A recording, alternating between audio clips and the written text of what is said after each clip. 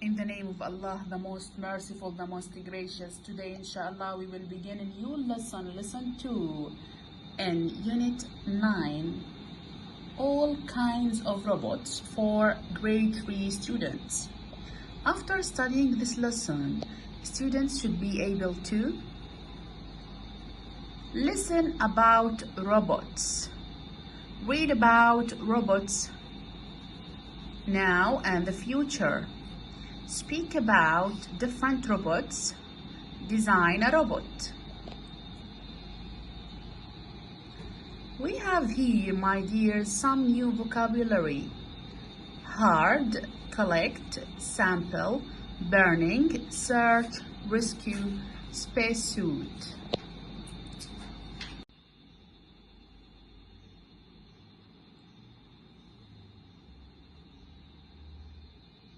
What is a robot and how do robots work?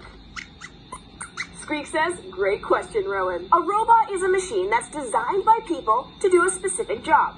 And the scientists who design and build robots are called roboticists. Most robots do jobs that people can't do or don't want to do. If a job is kind of boring, like if it involves doing the same thing over and over, or if a job is very dangerous and it means going places where people could get hurt, then chances are a robot has been built to do it instead. The very first robot was built over 50 years ago to help build cars in a factory. Today, car factories still depend on robots a lot like that one to do all kinds of jobs, from putting the pieces of a car together to spraying them with paint when they're finished. And robots work in lots of other kinds of factory jobs too, like building computers and even putting candies in their wrappers. Robots are good at jobs like these because, unlike humans, they're less likely to make mistakes when they're working. And they don't go on vacations or even take lunch breaks.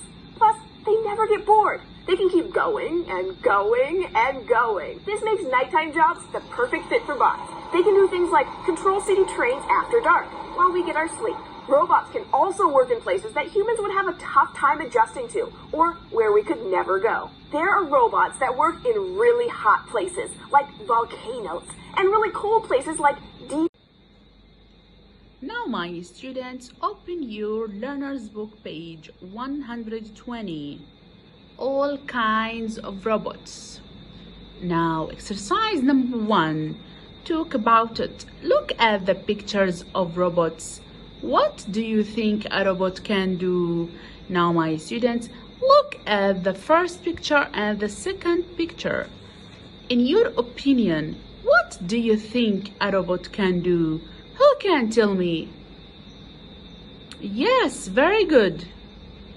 Excellent. Robots can go to places where it is hard for people to go. Or maybe robots can take photos.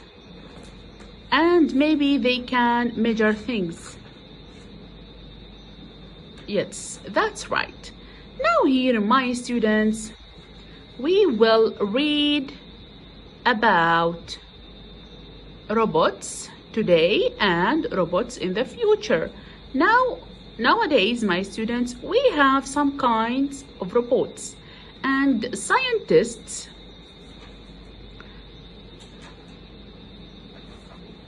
told us about some characteristics of the robots in the future. Now, let us listen about robots today and robots in the future.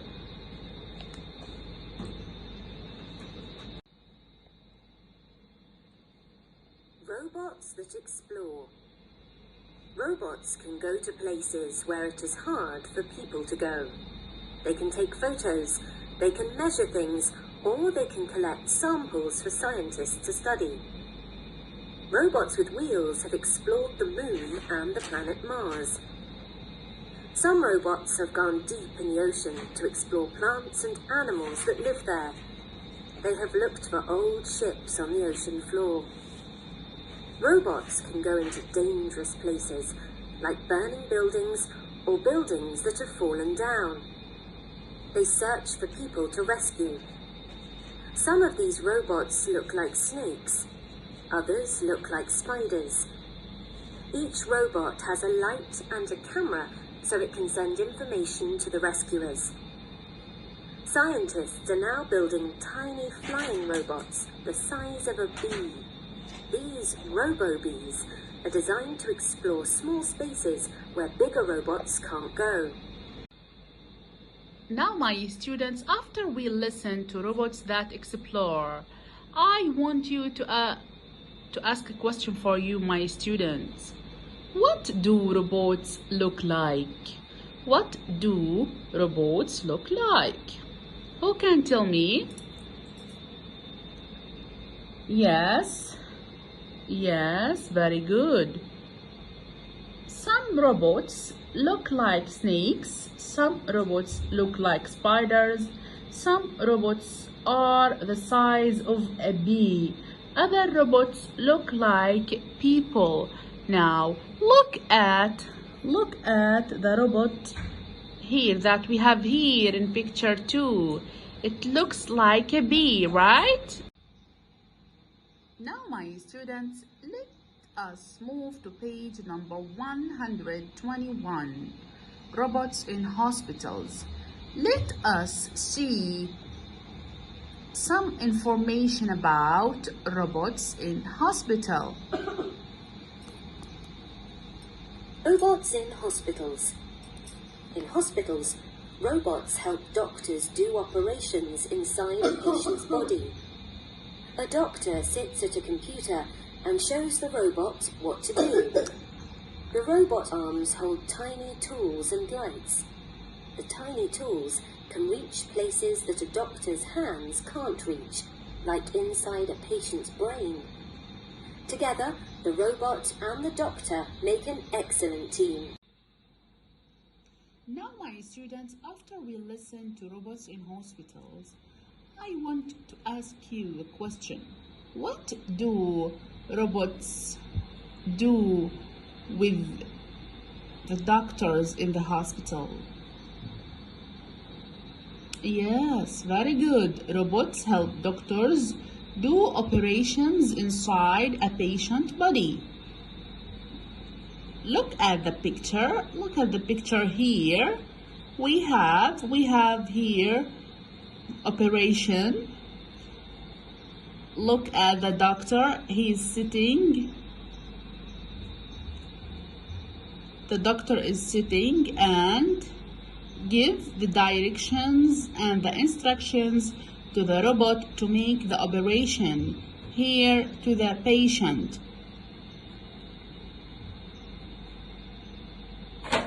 Look here, look at the robot arms.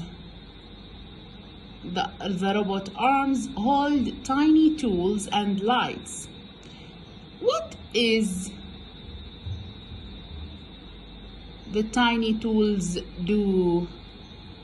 The tiny tools can reach places that a doctor's hands can't reach, like inside a patient's brain.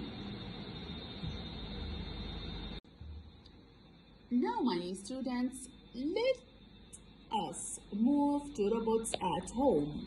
Look at the picture here. What is the robot doing here? What is the robot doing? Yes, the robot is cleaning the house.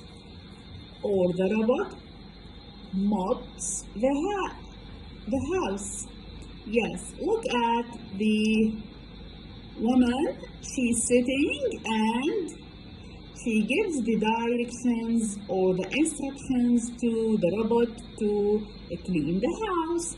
Now, let us listen about robots at home. Robots at home.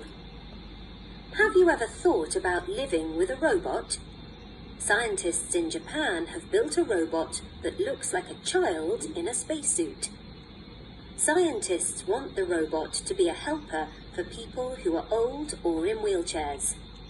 Right now, the robot can understand some spoken instructions. It can walk, climb stairs, turn on the light, open doors, and carry things. Now, my students, move to exercise number 4. Write and talk in page 121. With your partner, write 4 questions about the text. Swap the questions with another pair. Answer the questions. Now take 2 minutes, my students, to answer this exercise. Now, who can tell me something robots can do and something a human can't do? Robots can go deep in the ocean, but humans can't. Robots can go into dangerous places like burning buildings or buildings that have fallen down. Robots can go into very small spaces. Robots can hold tiny tools and lights, which can reach places that a doctor's hands can't reach. Yes, that's right. Now in exercise number 5, design your own robot, draw a picture and write about it. I want you, my students, to design your robot and write some information about it. Now we finish our lesson. I hope